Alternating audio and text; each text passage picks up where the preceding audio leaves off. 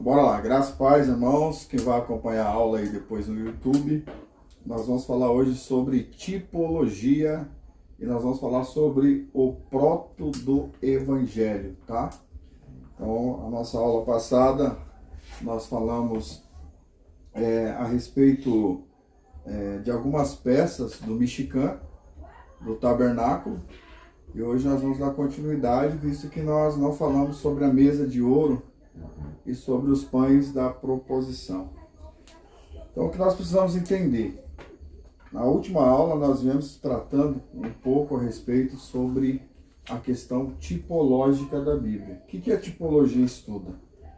A tipologia, ela mostra no Antigo Testamento as figuras, né, que eram sombras dos acontecimentos futuros. Isso é, toda figura do Antigo Testamento, todo tipo do Antigo Testamento aponta para Cristo. Não só para Cristo, mas também para as suas obras. Então é importante a gente entender essa questão tipológica, porque todo o Antigo Testamento, quando se trata da questão da tipologia bíblica, ela vai apontar de forma figurativa as sombras das coisas futuras. Isso é, todo tipo do Antigo Testamento apontava para quem? Para Cristo ou para as suas obras. Então é importante a gente entender isso. Por isso que a igreja, no conceito de sua graça, no conceito do evangelho, a igreja não pode viver da lei mosaica, não pode viver isso da lei de Moisés, isso é, do Antigo Testamento. Por que nós não vivemos do Antigo Testamento? Exatamente por isso, porque nós entendemos que muitas das coisas que sucedeu no Antigo Testamento eram sombra das coisas futuras. Então nós vamos pegar desse ponto de partida para a gente entender na questão tipológica que cada objeto, por exemplo, do tabernáculo e de muitos acontecimentos do Antigo Testamento ocorreram exatamente para apontar futuramente para a obra de Cristo ou para o próprio Cristo, né? Então vamos lá. Nós estamos estudando já há alguns dias Êxodo capítulo 25 e hoje nós vamos dar continuidade falando da mesa de ouro. Lembra que na aula passada eu falei para o pastor Ivan, para o pastor Valmir que está aqui, sobre a tipologia, por exemplo, do altar do holocausto. Não sei se vocês lembram que eu falei que era feito de madeira e revestido, né, de bronze. Isso acontecia também com a Arca da Aliança, que era feita de madeira de acácia ou de madeira de cetim e revestido de ouro. Então, a madeira representava tipologicamente o quê? A humanidade de Cristo, e o ouro, a divindade de Cristo. Então, isso é tipologia, tá? Quando você associa essa figura ou a Cristo ou às obras de Cristo. Hoje nós estamos falando da mesa, a mesa, né, de ouro, que era colocada no lugar santíssimo, né, melhor dizendo, no lugar santo, no santíssimo não, e essa mesa de ouro no lugar santo, ela tinha como objetivo ali assegurar os pães da proposição. Então nós vamos falar hoje sobre, continuar, né, falando sobre essa questão tipológica.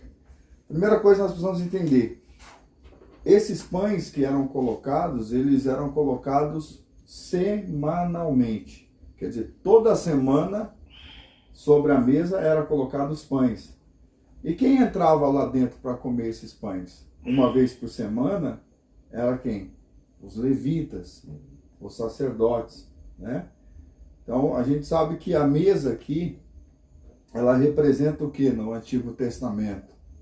Ela tem uma representação tipológica da aliança, né?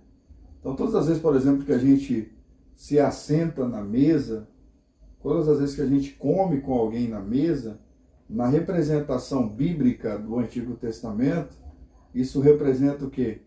Que alguém que está assentado à mesa para se alimentar, está fazendo o quê? Uma aliança. Um exemplo disso que nós podemos usar é o que está acontecendo exatamente agora nessa aula. nós estamos numa mesa, né, vamos dizer assim, na nossa cultura, e o pão dessa mesa está sendo servido. Porque o pão era símbolo, né, uma tipologia do próprio Cristo e de sua palavra.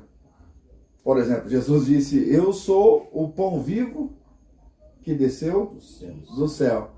Né? Quando a Bíblia no Novo Testamento se refere à palavra, ela faz direcionamento da palavra, conectando o Evangelho a um pão, aonde alguém se alimenta desse pão, para que nesse alimento a pessoa possa ter vida eterna.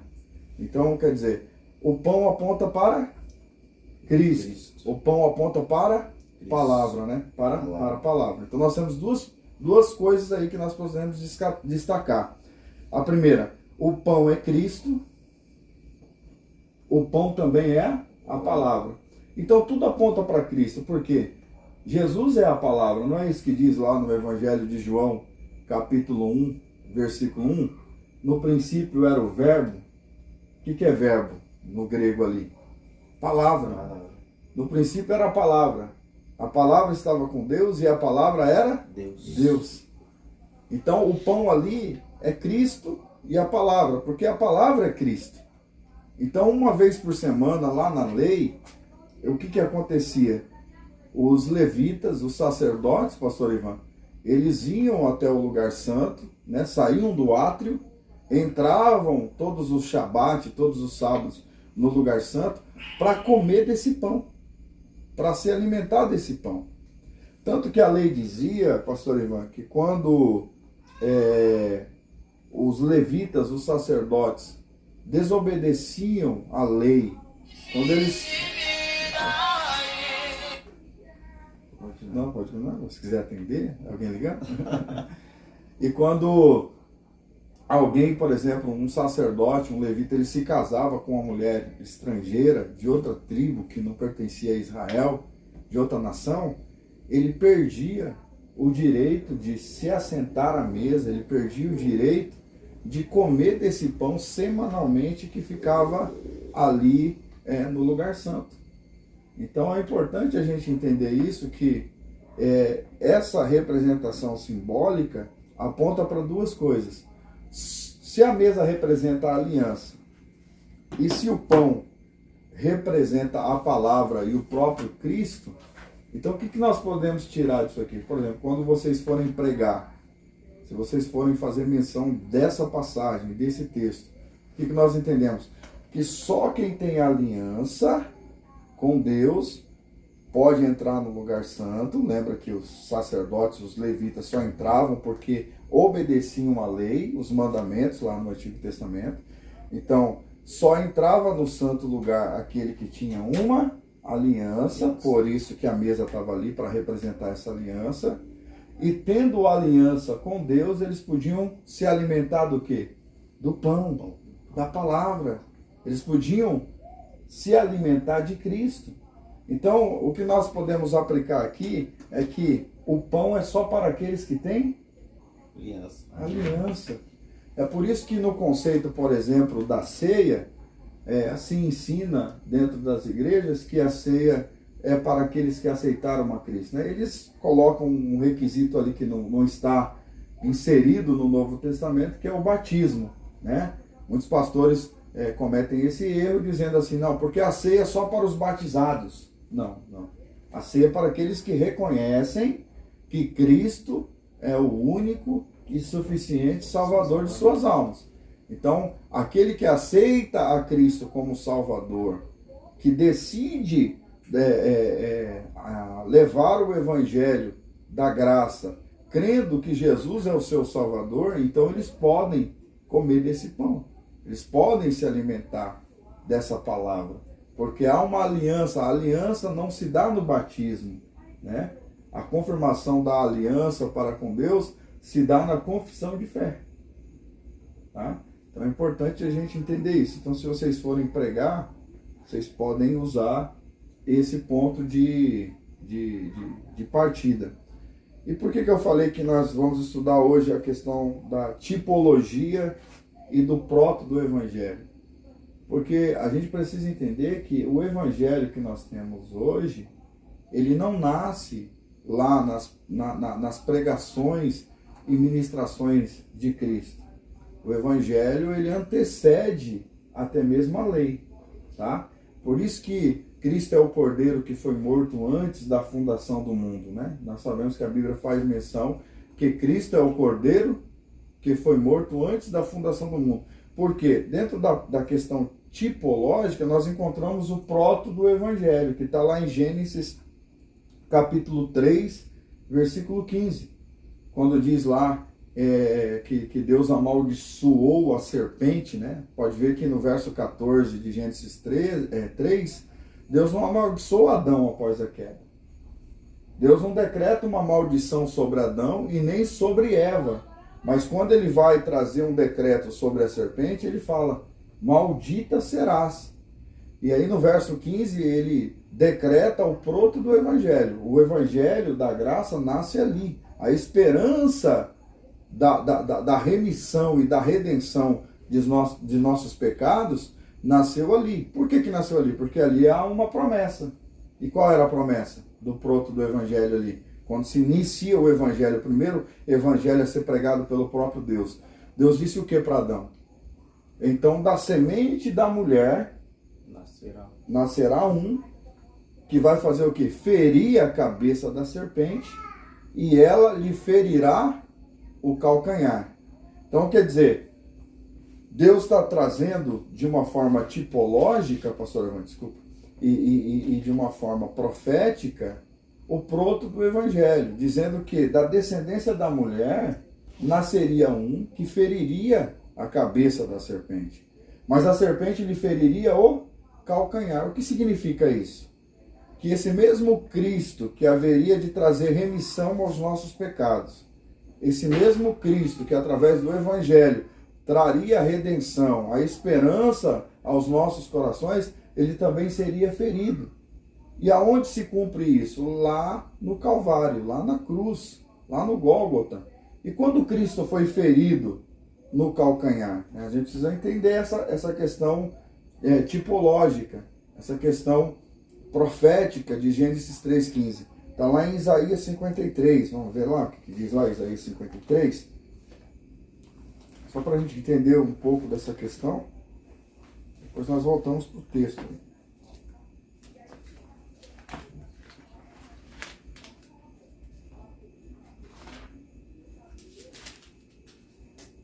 Achou aí, pastor? Uhum. Então lê para mim aí o Isaías 53. Pode ler a partir do verso 1. Quem deu crédito à nossa pregação e a quem se manifestou o braço do Senhor? Porque foi subindo como renovo perante ele, e como raiz de uma terra seca.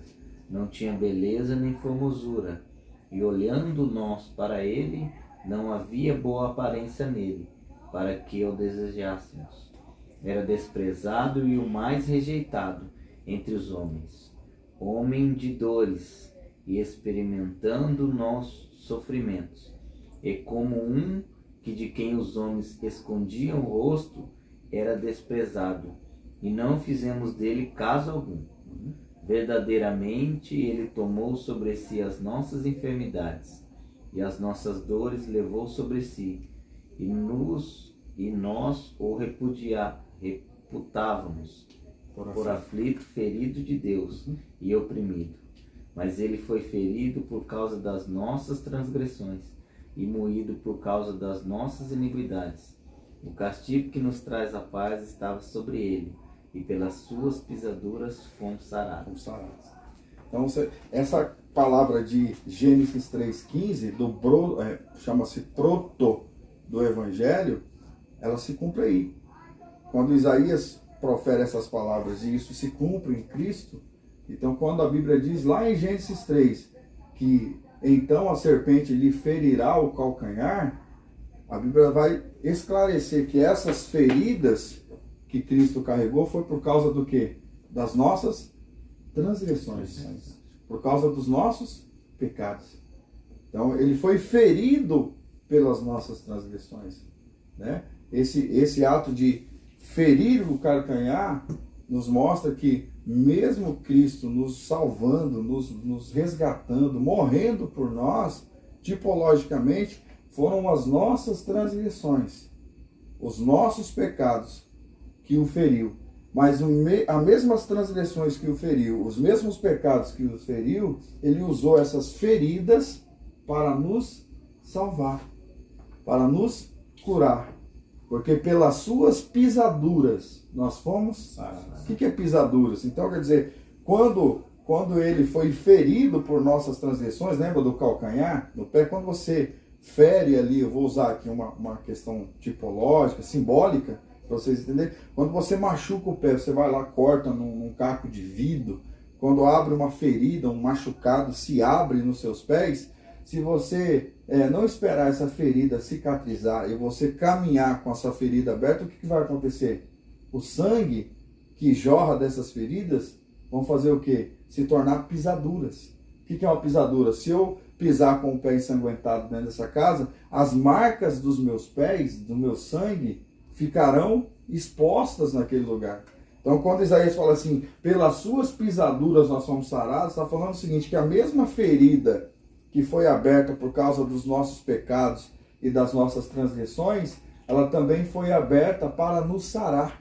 Porque quando nós abrimos nele uma ferida por causa das nossas transgressões e dos nossos pecados, o sangue que jorrou dessa ferida nos sarou, nos curou, nos redimiu. Então, olha, aconteceu no caminho do Gólgota, né, pastor? Isso. Aconteceu ali, enquanto ele ia passando, se quem pisasse era curado imediatamente. Eu ia falar isso aí também. Eu lembrei disso aí também, né? Por causa que pisou, né? Pisadura do sangue. Sirineu, né? Forte, Sirineu. Sirineu que carregou a cruz. Centurião ali. Centurião. Você tá entendendo? É forte. E aí a gente já falou sobre isso, né? Na questão da tipologia. Mas é bom lembrar, até para quem vai assistir, daquela ferida que foi aberta pelo soldado, né? Que nós falamos, que jorrou água e sangue. Que são tipologias, né? O sangue, que representa o quê? A nova aliança, o novo pacto, a redenção, a remissão. E a água, que representa o evangelho, a igreja. Você está entendendo? Que nasceu, lembra de Adão, que eu falei da costela? Então, da costela de Adão saiu Eva, a mulher, que é tipologia da igreja, né? Que é a tipologia da igreja. E da costela, do lado de Cristo, também sai a igreja, que a igreja é um efêmino, né? Feminino, né? É uma palavra que está no artigo feminino. Então, se da costela do primeiro Adão nasceu Eva, da costela do segundo Adão, que é Cristo, nasceu a igreja. Então é importante a gente entender essa questão. Então, nós estamos falando sobre tipologia. Agora veja bem, por que o proto do Evangelho nasce em Gênesis 3,15, né? Se você puder abrir a Bíblia aí, pastor. Colossenses, capítulo 1, versículo 26 e 27.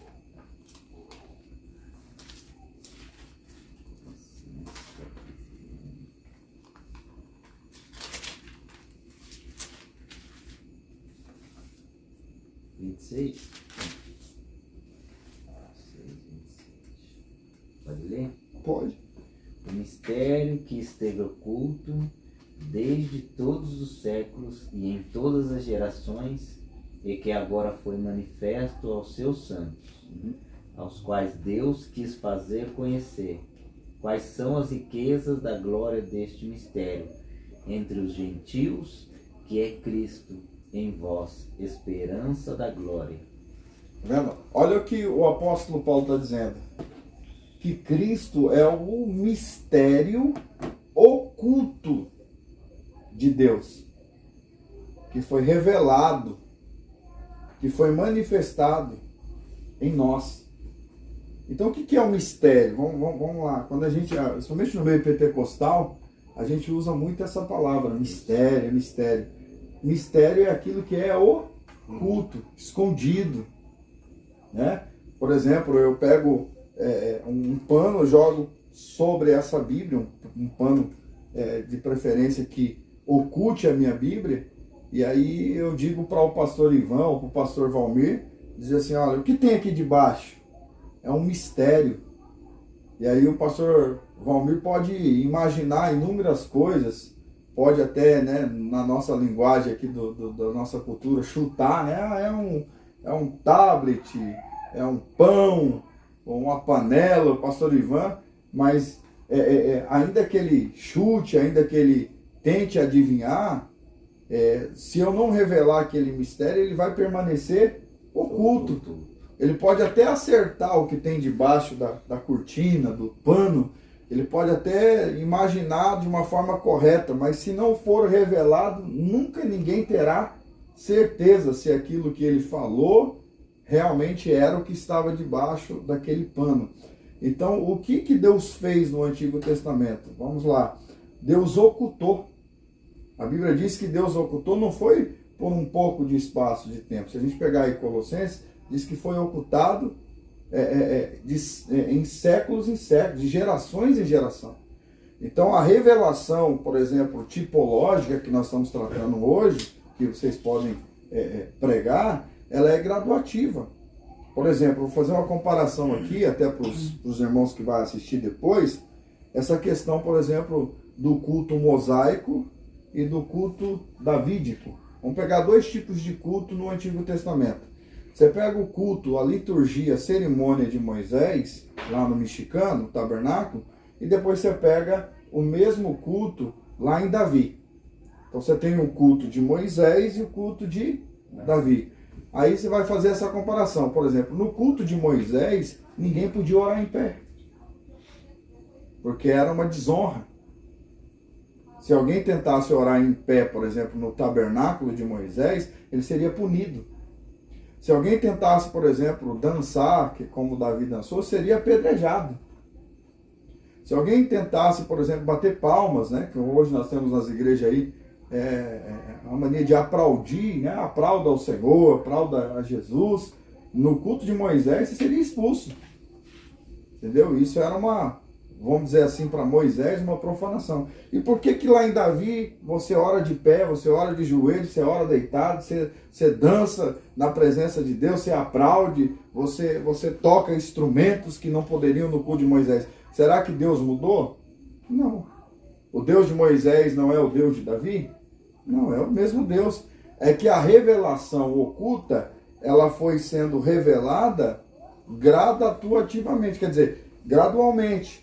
Ela não foi revelada de uma vez. Então Deus deu um pouquinho de revelação para Moisés, depois Deus deu para Josué, aí Deus deu para os juízes, aí Deus deu para Samuel, aí Deus deu para Davi. O que significa isso? É que é aumentativo.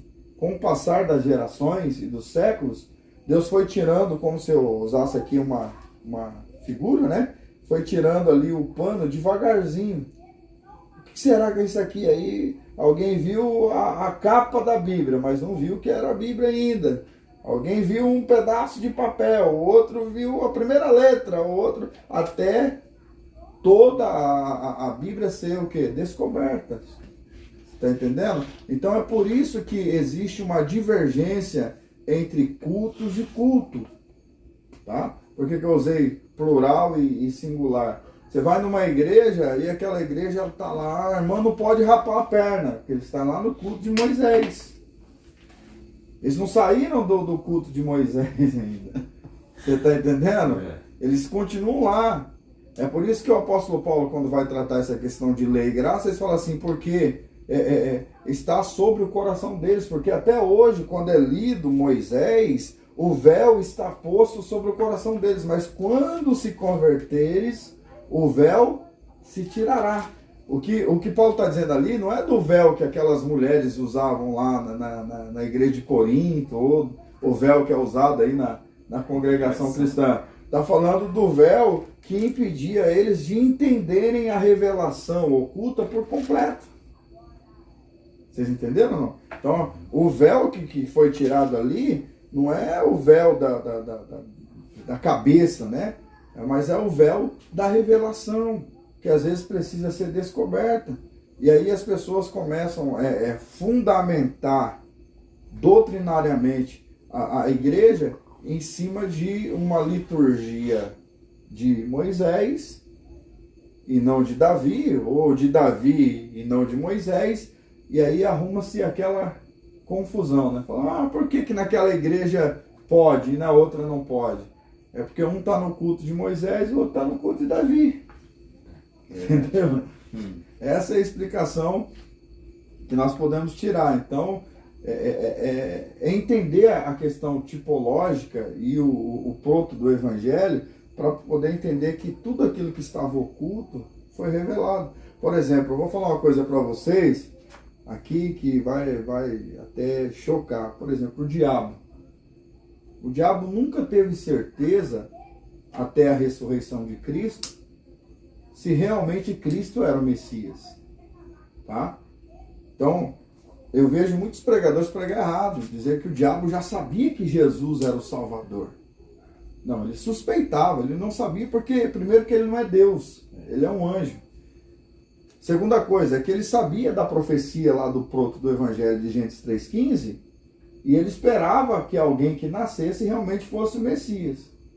Só que até então, quantos Messias surgiram antes de Cristo? Vários. E todos fracassaram, porque não eram o verdadeiro Messias. Então, por exemplo, eu vou dar um exemplo aqui para vocês que vocês podem usar para pregação também. Até para quem vai assistir. Você pega, por exemplo, Abraão. Abraão nasceu. Aí o diabo ficou de olho. Estou usando uma figura, né? É esse. É esse. Aí mentiu. Falou, não pode. Não é esse. Não é esse. Aí vem Isaac. Então é esse. Casou com uma mulher só, tudo certinho. Mentiu igual o pai. Não é esse. Não é esse.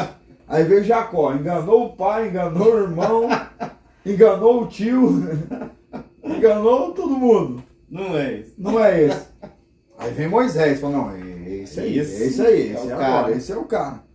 Aí Moisés foi bem. Pá, pá, pá. De repente descobre que é hebreu, vai lá e se mete numa briga de um escravo com o Egito, mata o cara e esconde o corpo. Não é esse. Tá do meu lado já. Não é. Esse Messias aí tá difícil. Embora Moisés seja um tipo de Cristo como libertador, mas não era o Messias, né? Aí a gente vai ver, vem o Davi. Aí fala, não, agora é esse. Deus não deixou ninguém nem sentar na mesa. Samuel falou que não podia nem sentar ao redor da mesa. Agora é esse. E o Espírito se apoderou dele. O homem tocava uma flauta, o demônio saía, não precisava nem mandar sair. É esse. Aí o camarada assume o reinado, não vai pra guerra, dá uma olhadinha da janela, vê uma mulher despida, casada, fica doido, faz um fim nela, manda matar o marido e casa com ela. Já deu essa decepção de novo. Não é esse. Não é esse. Tá entendendo? Então, esse é o panorâmico, tá? Tipológico do Antigo Testamento. Então o diabo ele ficava confuso às vezes, né? Então, pô, é esse, não é? É ou não é? Você pode ver que na tentação de Jesus ele diz, se tu és o Filho de Deus. Porque ele tinha dúvida também. Né? Ele não era Deus para saber. Eu estava esperando o deslize. Ele falou, todos deslizados. Se eu tiver um deslize, se eu tiver ele uma fraqueza, eu falei, eu quero ver qual que é a desse. Eu já vou fazer o teste. E a gente pode ver que até os 30 anos o diabo não se preocupou com Jesus. Não. Você sabe por quê? Porque quando Jesus nasceu, ele ficou meio confuso. Aparece 3 reis, né? 3 sábios ali, leva presente. Ele falou, pode ser. Aí aparece um monte de anjo cantando. Falou, é esse. Só que aí quando ele foi pesquisar a vida de Maria, ele descobriu que ela já casou grávida. Falou, não é esse. Isso confundiu. Já confundido, né? Pô, casou grávida, né? Ué, ninguém sabe quem é o pai? Você tá entendendo? Não é esse. E aí isso se sucedeu até Jesus começar a pregar. E até a tentação no início de 30 anos ali, você pode ver que ele tinha dúvida. Se tu és, transforma pedras em pães. Se tu és, sobe lá no pináculo, se joga daí. Né? Está escrito na tua palavra. Se tu és, se prostra diante de mim, que eu te darei todos os reinos. Então havia um conflito ali. Será que realmente ele é o Messias? Porque a própria Bíblia faz menção que Cristo era o mistério oculto de Deus que seria revelado em nós, era uma glória que seria revelada em nós. E isso significa o quê? Que esse evangelho da glória de Deus seria revelado em nós, para nós. Ele é um mistério oculto, em algumas traduções diz mistério escondido. Até João Batista teve dúvida. Até João Batista. Lucas 7,19. Aí, ó. Você viu? Isso mesmo. Vai lá, pergunta se ele é o Messias ou se há de vir outro, né? Se esperamos outro, será que é ele mesmo? Batizei, mas tô com dúvida agora. Você tá entendendo? Porque a maioria dos que seguiam a Cristo, eles esperavam um reino terreno. Eles esperavam um libertador terreno como Moisés, alguém que os libertasse do Império Romano, que regia sobre o povo judeu, e que estabelecesse um novo tipo de reinado, como rei, um novo tipo de monarquia. Então, eles não tinham certeza. Eu vou falar uma coisa que não vai dar tempo nessa aula, né? Um dia a gente pode ministrar, mas tem uma mensagem que eu já preguei, falando sobre Pedro. Pode ver que Pedro, ele segue Jesus por ordem de quem? Vocês sabem, não? De João Batista. Quando Jesus é batizado no Jordão, e faleis aí o Cordeiro que tira o pecado do mundo, seguiu, a Bíblia diz que Pedro e João foram atrás de Jesus. E passaram um dia com Jesus, dizendo, onde tu moras? E passaram aquele dia com Jesus. Por quê? Porque João Batista disse que ele seria.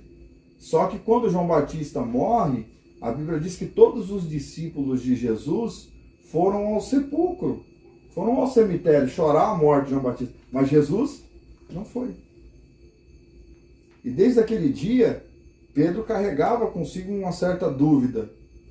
Você está entendendo? De quem realmente Jesus era. A gente vai ver isso lá na tempestade, quando ele afunda, homem de pouca fé.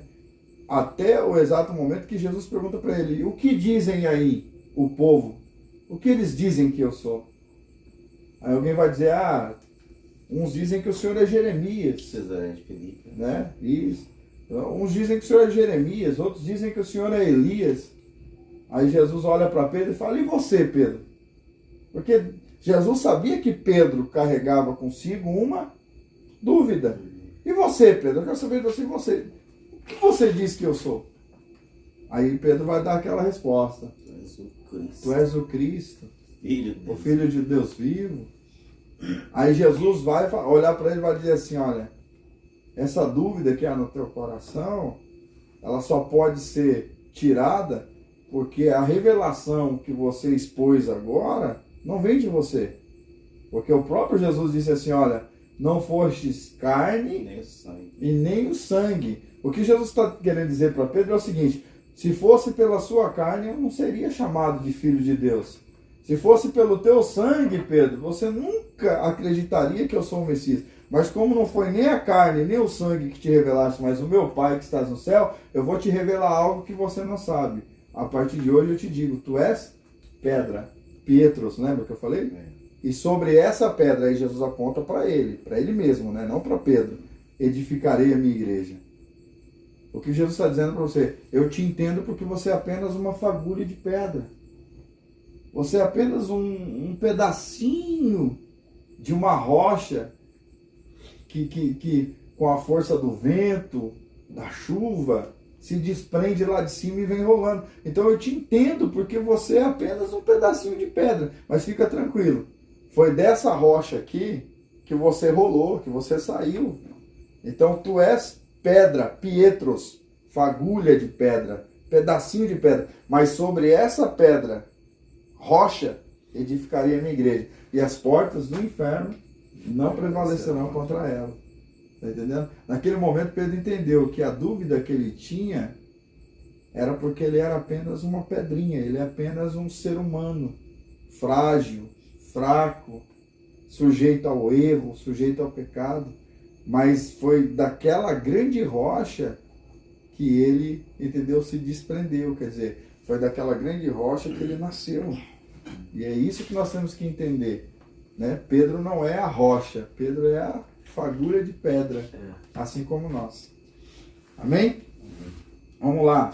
Segundo objeto no lugar santo era o altar do incenso.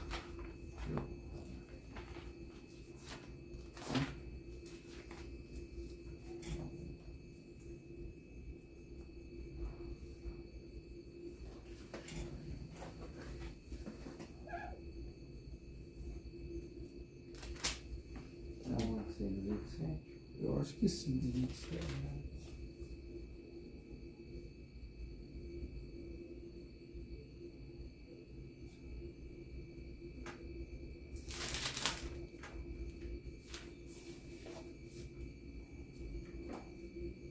É o 26, né?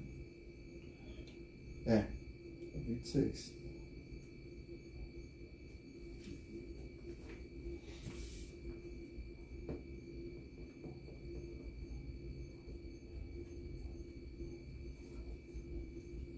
O altar do incenso, 26. Né?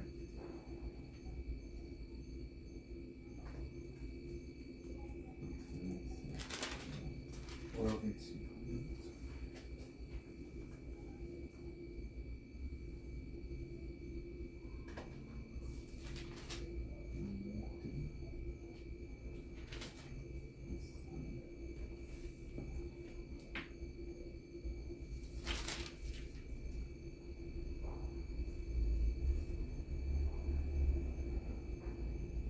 É isso mesmo.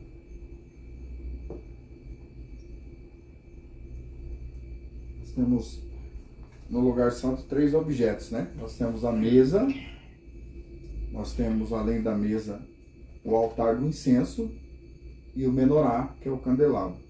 Então vamos lá, nós vamos usar agora o altar do incenso. O altar do incenso, né, que era usado para uma vez por semana se queimar o incenso. A primeira coisa que nós precisamos destacar aqui e entender é que o altar do incenso ele representa tipologicamente, tá, as orações, tá, dos santos.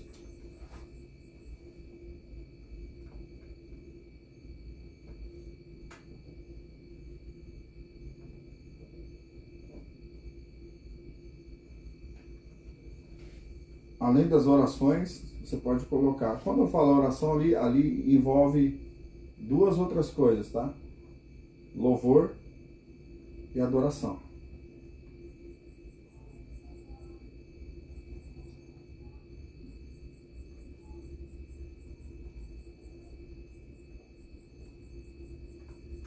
Até porque talvez vocês talvez já ouviu, não sei se o pastor Ivan já ouviu falar sobre isso, mas a oração ela tem que ter esses elementos aí. Tá? A oração ela tem que ter adoração e ela tem que ter o quê? Louvor. Não é que você vai louvar na hora da oração, mas ela tem que louvar a Deus através das palavras. Né? Quando você começa uma oração, por exemplo, dizendo Altíssimo, Santo, isso é o quê? Louvor, isso é adoração. Tá? Adoração no sentido de rendição. Tá? Pode ver que em toda oração que nós fazemos, ela acaba sendo uma oração de rendição. Quando você se rende à vontade daquele que é maior, né? À vontade daquele que governa sobre tudo.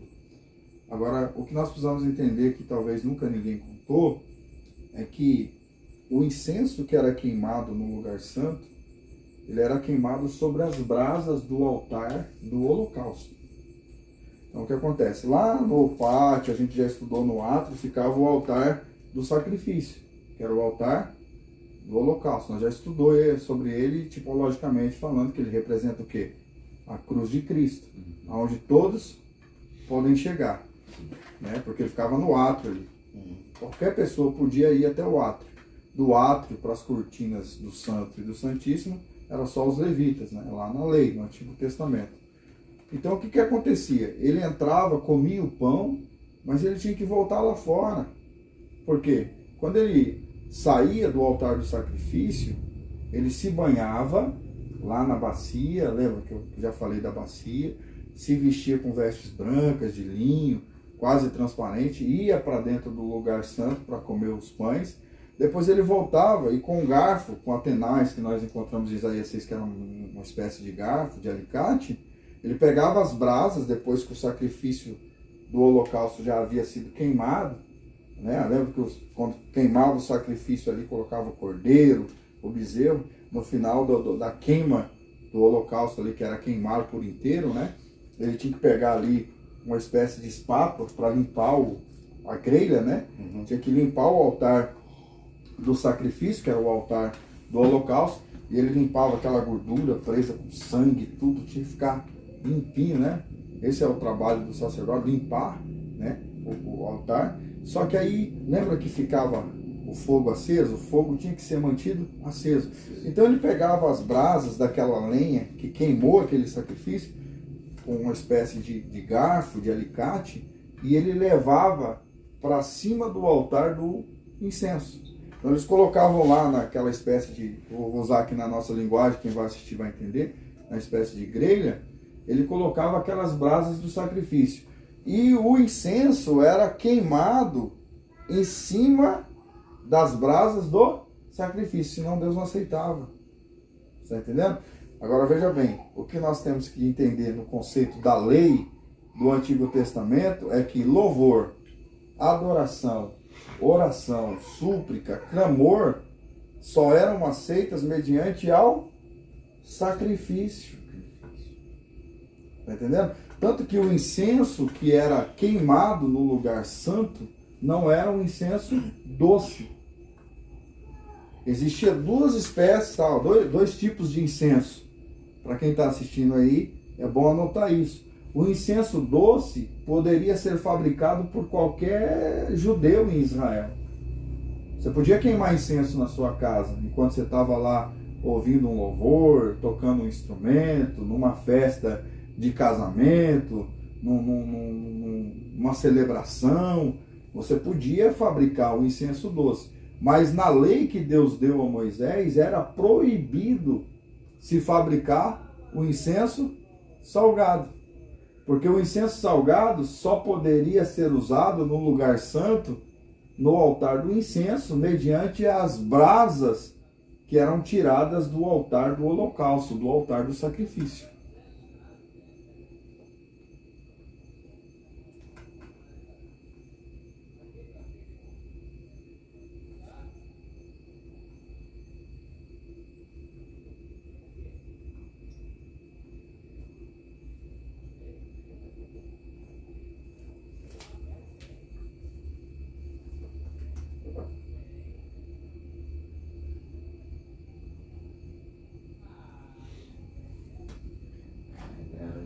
Entendendo, né?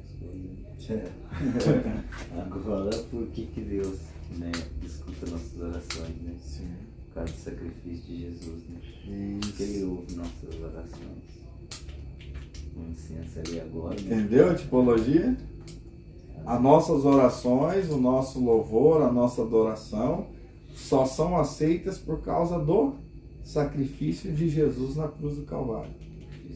De outra forma, não aceitaria. Não. Teria que ser o sacerdote, do mesmo jeito. isso. Entendeu? Então, isso aqui dá uma mensagem, né? Para quem prega, uma mensagem extraordinária. Né? Porque Deus não aceitava, por exemplo, um incenso doce sendo queimado lá dentro do lugar santo. Só o incenso salgado. O sal já é o quê? Uma representação da igreja. O que Jesus diz em Mateus 5,13 para os discípulos? Vós sois sals da terra. Luz do mundo. Sois sals. Então Deus não aceita louvor, adoração de quem não é sal. Você está entendendo? É por isso que Jesus profere algumas palavras e a igreja tem dificuldade por não conhecer o quê? A cultura judaica. Por não conhecer a interpretação bíblica. Sim. Por que Jesus disse isso? Né? Dependendo do lugar que você for pregar, né? Se tiver muitas pessoas, as pessoas vão ficar até sem entender falar. Mas aí você explicando da onde saiu o sal, e doce, né? Mas vão entender. Entendeu? E é importante isso porque vocês são pregadores, né? Nós somos pregadores do Evangelho. E quando você tem base para ministrar fundamentado nas Escrituras, as pessoas vão te entender com mais facilidade, as pessoas vão conseguir não só te entender, expressar a sua adoração naquele momento, porque é como um véu que é tirado do rosto, né? Que nem aquele véu que colocaram no rosto de Moisés para tapar o brilho da glória, ou como uma escama que caiu dos olhos de Saulo, né? Ali em Damasco. E é importante, porque aquilo que eu venho falando, vocês não estão aqui na aula na terça, mas logo vocês vão chegar em muitas coisas que eu ensinei durante esse ano para os alunos, eles vão fazer a última aula amanhã. E eu sempre falo para eles, o conceito lei e graça são conceitos que nós precisamos entender, porque senão nós vamos continuar sendo escravos da lei. Porque quando você não entende o que é lei e o que é graça, você passa a ser escravo da lei, escravo da falta de conhecimento, escravo da falta de entendimento. E isso é prejudicial. Por quê? Porque quando nós entendemos o Evangelho, que é a sombra das coisas futuras, quer dizer, sombra daquilo que era tipo lá no Antigo Testamento, que era símbolo, que era figura, que era tipológico, e que Cristo é o antitipo, porque ele cumpriu todas essas simbologias, essas figuras, essas tipologias, aí nós adoramos com mais confiança, nós pregamos com mais confiança. E aí fica mais fácil de uma alma se render a Cristo, né? Porque o nosso culto ele tem que ser o quê? Racional, não é assim? Nosso culto tem que ser racional. Então eu falei até na aula passada para os meus alunos de terça-feira que a fé, ela é loucura para o mundo, mas para aquele que é crente, ela não pode ser loucura, ela tem que ser racional. Porque se a minha fé é louca, ao ponto de ninguém entender, então essa fé não serve, porque a minha fé ela é entendida pelo ponto de vista qual? Bíblico, pelos fundamentos das Escrituras, né? Não adianta o cara chegar ali e falar para mim, eu vou pela fé, eu vou chutar aquela pedra ali e ela vai virar ouro. Aí você olha para a Bíblia de Gênesis e Apocalipse, ninguém chutou pedra para virar ouro. Então não tem fundamento isso. Tá entendendo? Mas porque eu vou orar, porque hoje eu vou me batizar e a água está fria e Deus vai esquentar a água. Deus não vai esquentar a água. Porque Deus não esquentou a água para ninguém lá em Israel. Deus não esfriou a água para ninguém. Não tem base bíblica de alguém que no dia do batismo estava com frio. Oh, Deus, não dá para o senhor isso. Não. Porque as coisas que pertencem ao homem cumprir, cabem ao homem cumprir. Então a gente tem que parar de usar a fé de uma maneira louca. Ah, pastor, mas se eu creio que a pessoa está lá morrendo, o médico falou que vai morrer daqui a 10 minutos. Aí é a base bíblica, né? Se até um morto ressuscitou, quanto mais um que ainda tem 1 minuto de vida. Então aí a minha fé é válida, porque ela é racional. Eu estou usando ela fundamentada na Bíblia. Né? Se um morto de 4 dias ressuscitou, eu posso orar pelo morto? Claro que você pode. Se você tiver fé para ele ressuscitar, às vezes a tua fé pode ser até um dom de maravilha. Ué? E daí? É possível? Né? Agora, tem coisa... Eu posso orar para essa folha sulfite virar a nota de R$200? Não. Porque aí é loucura. A Bíblia não me dá respaldo para isso. Tá entendendo? Então a gente não pode confundir, né? Porque aí se usa lá, mas a loucura de Deus é mais sábia. A loucura de Deus é mais sábia do que os homens, fundamentado nessas questões que nós usamos do Antigo Testamento. Por que a fé é loucura? A fé é loucura, não. O Evangelho é loucura para os que perecem. Ou por que a loucura de Deus é mais sábia do que os homens, como está em 1 Coríntios? Porque Deus chegou numa mulher de 90 anos e falou que ela ia ter filhos. Então, para nós isso é loucura. Mas para Deus não. Você está entendendo? Então, a gente tem que entender que toda a base que alicerça a nossa fé tem que estar dentro das Escrituras. Né? Eu costumo dizer, até é chato falar isso, mas se qualquer ação do ser humano, qualquer fé ou manifestação de fé não tiver base nas Escrituras, é descartável. Né? Se nós temos a Bíblia como um livro de regra de fé, Então a minha fé tem que ser baseada nesse livro. Então a gente tem que entender essas questões. Então vamos lá. Entendemos que o incenso era queimado sobre as brasas do sacrifício, que ele era salgado. Outra coisa que nós precisamos entender, dentro do lugar santo, a fumaça do incenso. Até tem um louvor, que eu não sei quem canta, eu não sou cantor, o Ivan aí é o cantor, né? Aí, que fala lá, a fumaça me esconde, né? No santo do santo. Toque no altar. É isso aí. Então, por que esse louvor, por exemplo, fala a fumaça me esconde? Porque no conceito bíblico, o sacerdote entrava com o incensário nas mãos. E ele tinha que entrar chacoalhando, fazendo movimentos. O incensário era muito parecido com aqueles ferros de passar roupa antigo, a brasa, lembra? Não, a vapor não, a brasa mesmo, lembra? Aquele que você abria, ponhava o carvão lá dentro, aquilo lá era uma espécie de incensário, igual, né? Assim como as lâmpadas que nós tínhamos lá do candeeiro, que é mais Na fácil. verdade, ainda se, eu não sei, né? Talvez eu fui católico, na igreja católica tem. Eles usam incensário, não sai o fumaceiro igual eu creio que saía naquele tempo, mas sai a fumaça. Sai. Sai aquela fumaça. Sai. É isso mesmo. Eles usam ainda, né? Eu lembrei disso aí. Porque lá o padre se representa o sacerdote, né? Até é sacerdócio lá, né? Fica lá estudando para ser sacerdote. É isso aí. Faz Chacaramanai, né? Igual faz lá, né? Os mistérios, né? Agora, veja bem, ele chacoalhava a fumaça, né? Você imagina um tabernáculo que estava coberto de cortinas de linho, de pele de carneiro, pele de golfinho, pele de vários animais, né? Que era assim que o tabernáculo era construído.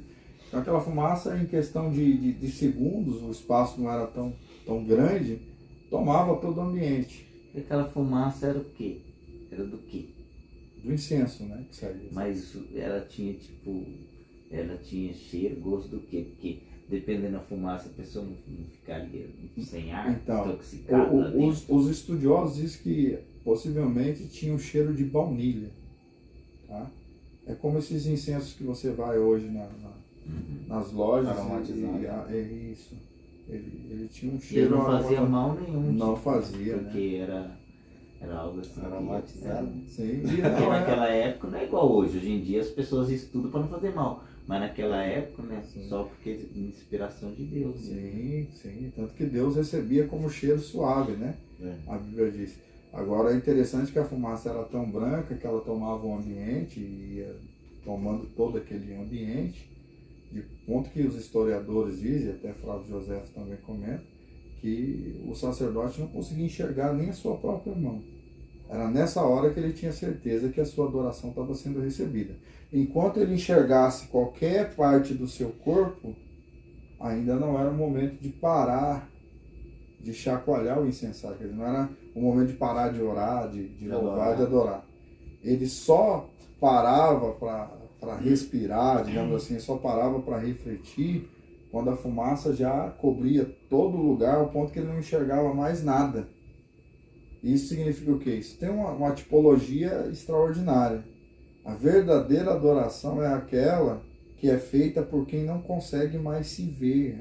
Quando você não enxerga mais a si mesmo. Quando a glória é dele, o louvor é dele, onde você já não vê mais você como pregador, você como cantor, você como pastor, você como... Quando você só consegue ver a Cristo.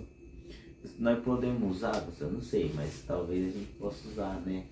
O versículo ele fala que, né, que o Senhor cresça e que eu desapareça. Porque ali, na verdade, ele some. Que ele cresça e eu diminua, né? Que eu diminua. O Batista vai falar. Né? Isso fala. Então ali pode representar que, no caso, a pessoa vai sumir, porque ali nem ela mesma vai se enxergar. E aquela fumaça representando, né, Deus, a glória. A glória de Deus. A glória de Deus. Então, é isso mesmo. Então, se nós fôssemos, por exemplo, pregar que aquela fumaça ela refletia ali a glória de Deus, o que nós entendemos? É que com um homem cheio da glória de Deus, ele exalta somente a Deus e não a si mesmo. Não a si mesmo. Porque ele Então, se o cara fala, eu tô cheio da glória de Deus, mas ele quer ser aplaudido, ele quer ser glorificado, ele quer se aparecer. Então, a fumaça do incensário dele, entendeu? Parou de exalar a glória de Deus. A gente poderia usar isso na pregação, né? A pessoa, irmão, você quer tá cheio da glória de Deus, mas você ainda tá aparecendo, balança mais. Isso você tá aparecendo. Então, quando você não aparecer, é aí que a glória vai ser. É até que no original ali falar assim, que diminui o Senhor cresça. No original significa se sair de cena. Sair de cena para desaparecer. Sim. Então, quando ele olhava para a mão e não enxergava a mão, só a fumaça, aí ele entendia que Deus estava recebendo.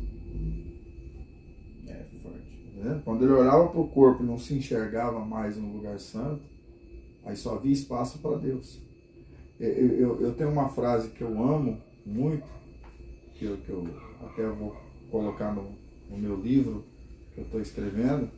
Essa frase eu digo sempre o seguinte: quando nada mais nos fizer sentido, quando nada mais nos importar, então haverá Deus.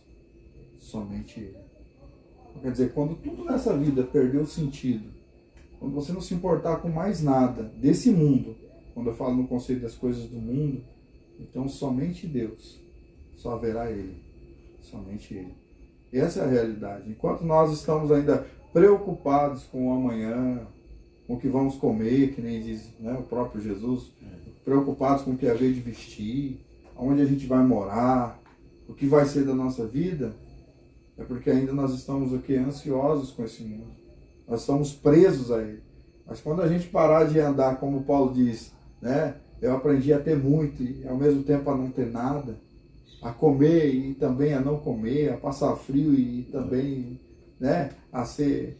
Quando a gente necessidade de viver, quando a gente aprender tudo isso que Paulo diz, aí você vai poder olhar para o céu e dizer, tudo posso naquele que me fortalece, porque nada mais me importa, né? Aí sim, nós podemos fazer como Paulo e dizer assim, não vivo eu, para chegar nesse ponto, não vivo eu, mas Cristo vive em mim. Então, eu só posso dizer, não vivo eu, mas Cristo vive em mim, quando nada mais desse mundo me importar. Você está entendendo? Quando as coisas não tiverem mais sentido. Se eu estiver preso ainda às riquezas desse mundo, à fama desse mundo, às posições, então, na verdade, eu ainda estou preso ao mundo. Quando a gente fala assim, o que João diz, não ameis o mundo e nem o que no mundo há, o sentido de amar ali é apego. Tá? O amor ali não é o amor de Deus, é o amor do homem. Não ameis o mundo. E às vezes você fala assim, mas eu não bebo, eu não fumo, eu não me drogo, eu não me prostituo. Mas você está preso ainda ao dinheiro, você está preso às posições, lá no seu trabalho você faz de tudo para um dia ser o diretor da empresa e não tem tempo para o Evangelho, não tem tempo para Cristo e você está em busca somente das conquistas terrenas. E isso significa que ainda há um amor pelo mundo, há um apego pelo meio, né? Pode ver que o próprio Pedro, que nós estávamos falando aqui, chegou em Jesus e falou, Senhor, o que nós vamos ganhar? A gente deixou o pai, deixou a mãe, deixou a esposa, deixou tudo. O que nós vamos ganhar de seguir? Porque ainda havia um pouquinho de preocupação, né? Nós estamos deixando tudo. Aí Jesus falou assim, aquele que deixa pai, mãe, por amor de mim, entendeu? Vai ter a sua recompensa aqui na terra. 100 vezes mais. E muito mais na vinda do Senhor, ou na vida vindoura. O que Jesus está dizendo? 100 vezes mais aqui na terra. Ele não está falando daquilo que você deixou por causa de Cristo. Ele está falando que você vai ter coisas que o dinheiro não poderia te dar. Que as coisas desse mundo não poderia nos dar. Você pode ver, eu já conheci, não sei se vocês conheceram, pessoas assim que... Eu conheci um empresário uma vez que ele falou assim para mim, Ederson, eu daria a minha empresa, a minha transportadora, com mais de 100 caminhões. Se Deus falasse assim para mim, eu vou te dar o dom que o Ederson tem de ensinar e de pregar. Eu chorei naquela hora, porque eu me senti rico. Ele falou, você é rico, cara. Sabe quantos cursos de teologia eu fiz? Um monte. Curso de hebraico, sabe quantos livros eu tenho? Qualquer um que eu quiser. Só que eu não consigo, eu subo no púlpito, eu não consigo Não pregar sai. 5 minutos, não sai nada, cara. Trava. Tá entendendo? Então é isso que nós devemos valorizar. Tem pessoas que daria tudo para ter simplesmente o que você tem, meu amigo, o que o Ivan tem, o que eu tenho. Verdade. Mas as coisas desse mundo não podem dar a elas. Né? Ainda que elas tentem. Eu conheço pessoas aí que foram para a faculdade, o Michael vai falar comigo essa semana, ficaram 4 anos lá e não conseguem pregar um sermão. Aí você fala, mas por quê? Porque isso demonstra que o Espírito Santo sabe para quem ele dá, em quem ele confia, em quem confia. Amém? Então, isso mesmo. Chacoalha aí que você tá aparecendo ainda. Gostei dela.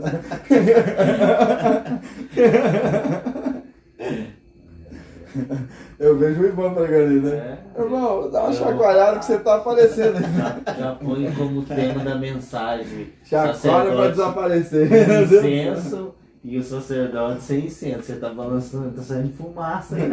Apaga o fogo. Entendeu? Você está preocupado com o fogo, mas o Deus não está preocupado com o fogo. Olha só, isso aqui é uma revelação, eu já pregaria isso, entendeu? Porque a brasa, ela não produz o quê? Fogo. A brasa no incensário produzia o quê? Fumaça. Não adianta, irmão, você pode estar uma tocha viva, se não tiver fumaça, você está se aparecendo ainda. Deixa claro um pouco aí. O que Deus está querendo ver desse incensário não é o fogo, é a igual o irmão falou fumaça. pra nós na igreja, muita fumaça para pouco fogo, tá bom. Não, precisa ter mais fumaça do que isso fogo. que tá certo, É fumaça esse tipo mesmo. de mensagem, até quem está assistindo depois vai dar risada, mas é essas mensagens que vai fazer diferença na vida de vocês. Tá vendo? A religião diz que você tem que ter fogo, a Bíblia diz que você tem que ter fumaça. Você tá entendendo? Você tem que exalar a fumaça do incenso, não é fogo. Você tá entendendo? Olha lá a mensagem que eu preguei lá em Mauá que você estava, do Sansão. O pai de Sansão oferece um sacrifício, o fogo desce, consome a oferta, e no meio da fumaça o anjo subiu. Não foi do meio do fogo. O texto diz assim, no meio da fumaça. O segredo não está no fogo. O fogo é para consumir, para destruir. O fogo é para purificar. O que vai dar característica de quem você é, o que vai sinalizar quem você é a fumaça. Irmão. Bota um fogo ali, coloca um lixo tóxico no fogo. O que vai acontecer? A fumaça fica escura. Quem exala aquela fumaça fica doente. Tem muita gente exalando fumaça escura aí, irmãos. Lixo. Passando mal. Entendeu? Porque o que está sendo queimado ali é o lixo. Agora você coloca uma lenha saudável, aquela fumaça linda. É que parece ter várias cores. Porque não é um mistério, né? O incenso era salgado, mas o cheiro era de bolinha. E é o cheiro doce. Não tem lógica, né? Porque se ele era salgado, tinha que ser cheiro salgado, né? Tem como você queimar algo salgado sem um cheiro doce. E o cheiro de baunilha, se for ver, é um cheiro doce. É um cheiro agradável. Né? Por isso que a Bíblia diz que subia como cheiro suave. Se fosse um cheiro forte, não seria cheiro suave. Entendeu? Porque você é salgado, mas quando você aceita ser queimado pelo fogo do Espírito, a fumaça que exala de você, a unção que exala de você, a glória que exala de você é doce. Não é tóxica. Entendendo? Então aí daqui nós podemos tirar muitas coisas, né? Podia ficar 1 hora aqui só falando sobre isso. Mas isso é extraordinário para quem prega. É muita coisa, né? Num capítulo assim, poucas coisas que nós leu aqui já daria para falar bastante coisa, né? Expande, né? Bastante mensagem. Assim, e essa é a ideia. Porque se vocês pregam baseados na Bíblia, mensagens que realmente, não vou dizer que é diferente, mas são mensagens puras. Porque às vezes fala é diferente, não é que é diferente. Diferente é eles que pregam errado. Porque o que vocês vão pregar sempre esteve na Bíblia, né? Por exemplo, a pessoa fala assim, eu vou fazer teologia para me aprender algo diferente. Não, então você está errado. Você vai fazer teologia para aprender o que sempre esteve diante dos teus olhos, mas às vezes a religiosidade não deixava você ver. Então eu não estou falando, é que nem Paulo falava para a igreja, o que eu vos falo, não vos falo como algo que vocês nunca ouviram. Eu não vos falo nada de novo, mas vos falo aquilo que sempre esteve escrito. É por isso que Paulo falava em uma das suas epístolas, não vou lembrar onde, ele fala assim, eu não vos canso de dizer sempre as mesmas coisas. O problema é que as pessoas não leem o que sempre esteve escrito, aí prega algo diferente. E eles são diferentes, porque eles pregam algo que não está aqui. Esse dia... Nós não. Esse dia, lá dia na igrejinha do Perobal, eu preguei sobre... Nas quinta-feiras eu sempre prego sobre cura. Sempre sobre cura. Não é porque eu quero, né? Deus sempre vem revelando sobre cura. E eu preguei sobre o Gadareno um dia. Outro dia eu preguei sobre os 10 leprosos. E daí a pastora falou pra mim, nossa, mas eu nunca vi ninguém pregar desse jeito. Daí eu falei pra ela, nem eu. Eu falei, porque até eu se surpreendi com a revelação que Deus deu através do que eu preguei no texto. Eu não fiquei passeando nem nada. Eu só preguei aquilo no texto. Só que quando eu pregava, a minha mente lembrava aquilo que eu aprendi, aquilo que eu já sei, e o que Deus deu na hora. Então foi uma mensagem assim, eu falei, vocês gravou, né? Eu nem sei como que... Porque não é um sermão que eu preparei, foi Deus na hora. Então, se alguém não gravasse, talvez eu não falaria do mesmo jeito. Poderia ou acrescentar ou esquecer algo. Mas foi algo assim diferente que até eu entendi assim, falei, nossa, Deus quer falar algo diferente para nós. Né? Que a gente sempre quer pregar, mas eu já ouvi tanto essa mensagem. Igual você vê pregadores pregar, que muita gente conhece essa mensagem. Não, eu tô fora desse negócio. Essa mensagem você tá cansado de ouvir. Essa mensagem você já conhece. Todo mundo já conhece. Aí eu falo, não, o que eu vou falar aqui é que você não conhece não. Se você conhecesse, você não tava nem aqui escutando, você que tava pregando. Porque se a gente soubesse, a gente nem ficava ouvindo, só a gente só pregava, a gente só falava daquilo que a gente sabe. Mas a gente quer ficar, não.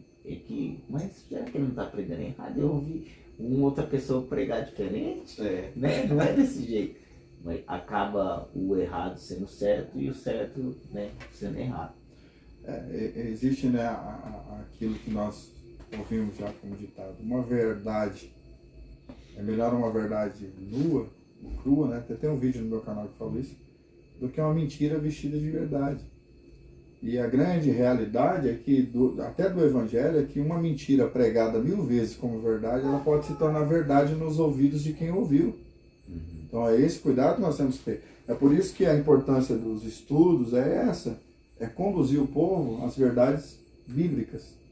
Você vai ser confrontado por algumas pessoas, sim, mas isso vai despertar quem te ouviu a buscar se aquilo que você falou é a verdade ou não.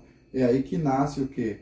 A curiosidade, o desejo, a vontade de conhecer mais a Bíblia.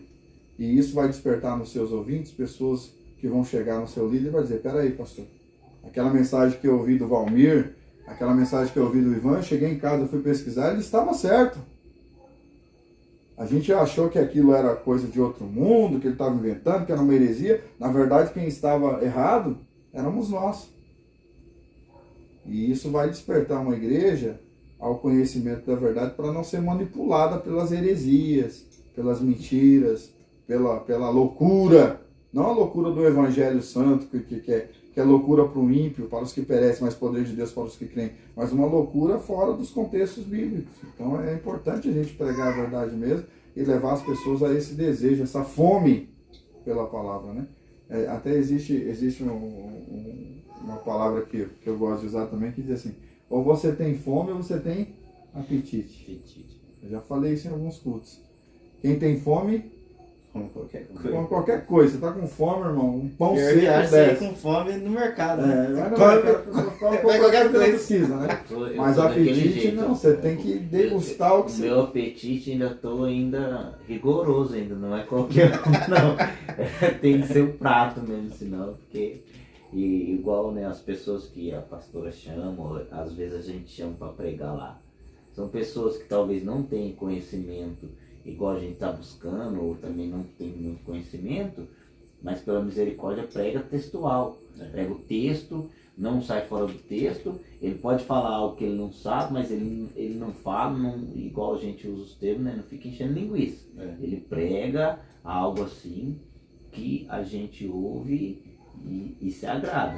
Agora, infelizmente, tem lugares que a gente vai ouvir pessoas pregar algo que a gente sabe que não é, e infelizmente a igreja ainda dá glória e aleluia.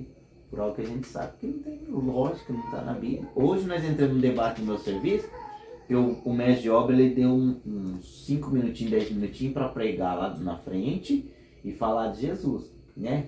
Eu ainda não tive a oportunidade, mas tem bastante gente lá que são cristãos. Eu vou falar que são crentes, porque eu vi cristão lá ainda na frente, nenhum falar de Cristo. Ele só fala o que ele acha, o que ele pensa, que é desse jeito, que é daquele jeito, que uma religião fala isso, outra fala aquilo, o cair é do homem, levantar de Deus, é só coisa desse jeito. Eu falei, irmão, vocês têm que falar de Jesus. Eu falei, se você usar 5 minutos para falar de Cristo e falar o que ele fez, daria certo. O irmão falou, ele leva os olhos para o monte. De onde veio o meu socorro? Eu falei, irmão, mas você leu até o versículo errado. Eu falei, nem o versículo nem fala assim.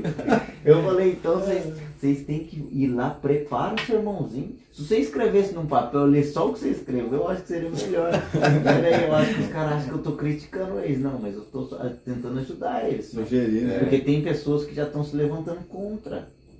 E se eles ficarem falando mal de outra religião, porque a maioria lá, eu conheço um monte que são macumbeiros, que são católicos. Aí eles vão se levantar e vão falar, não, então nós também queremos uma oportunidade para falar aí.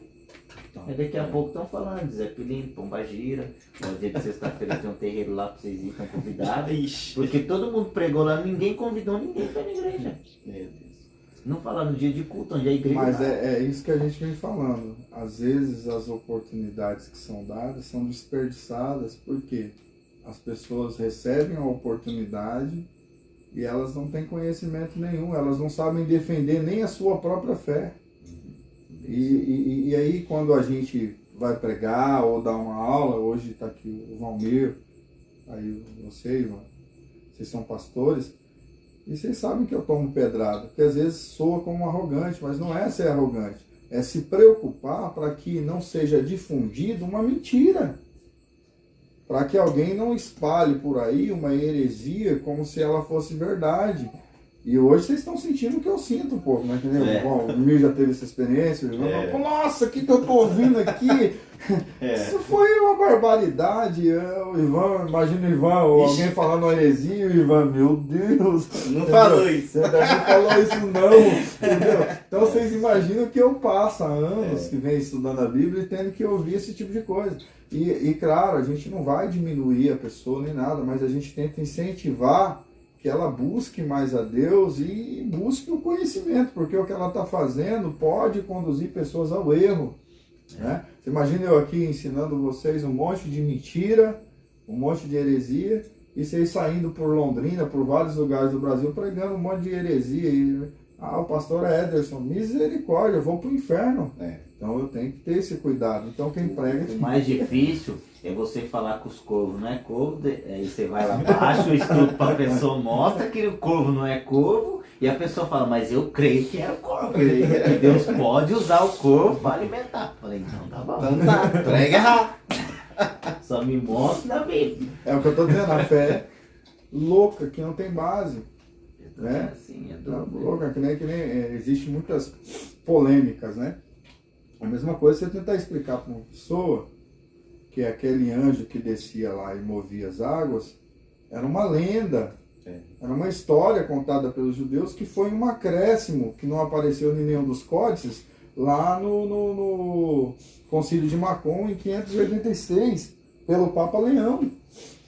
Então Você vai explicar isso para as pessoas não, porque elas olham para a Bíblia e acham que a Bíblia, por ser um livro sagrado, ela é intocável, como se os homens na Terra não tivessem o apreço e o desejo de modificá-la.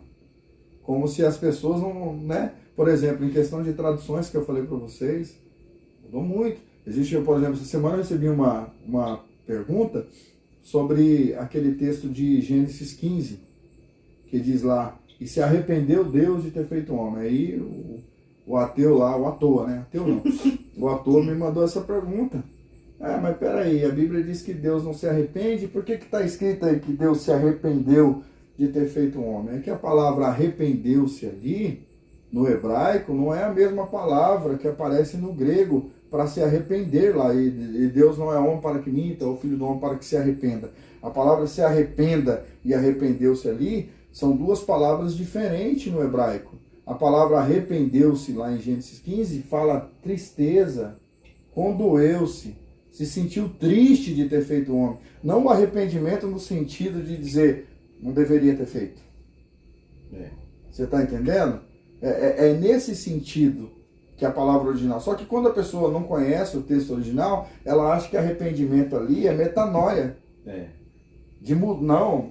Não é isso que a Bíblia está apresentando. Só que aí você vai ensinar um abençoado na igreja, o camarada fala, não, arrependeu, irmão. Arrependeu. Não muda nada. Não muda nada. Ele não quer saber. Leva no literal e pronto. Acabou. Entendeu? E brinca com vocês. Mas não, é que essa palavra aqui no hebraico não é nada. Não quero saber de hebraico, está em português. Que arrependeu. Nós fomos fazer uma visita uma vez. É difícil.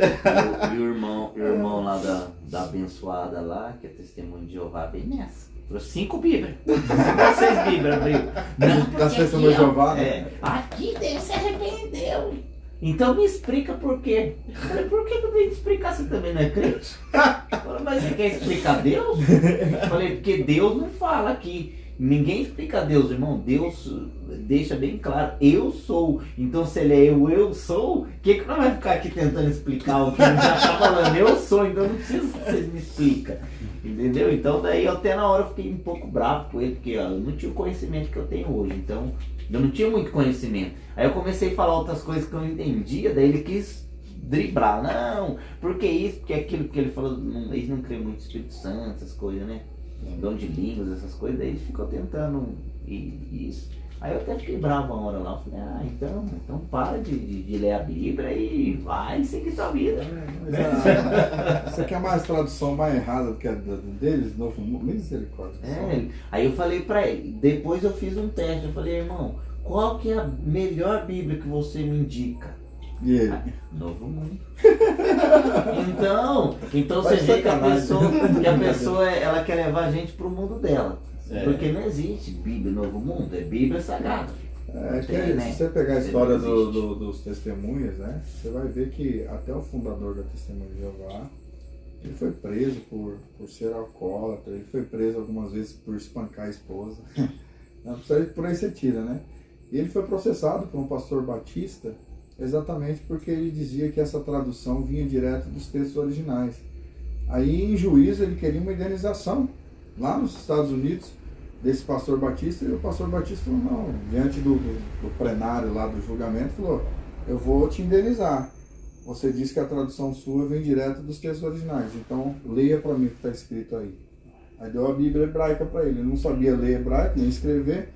Como é que você me afirma que a sua Bíblia foi traduzida do hebraico se você não sabe ler? Aí o pastor batista pegou a Bíblia e leu em hebraico. Aí o juiz deu a causa, ele teve que indenizar o pastor.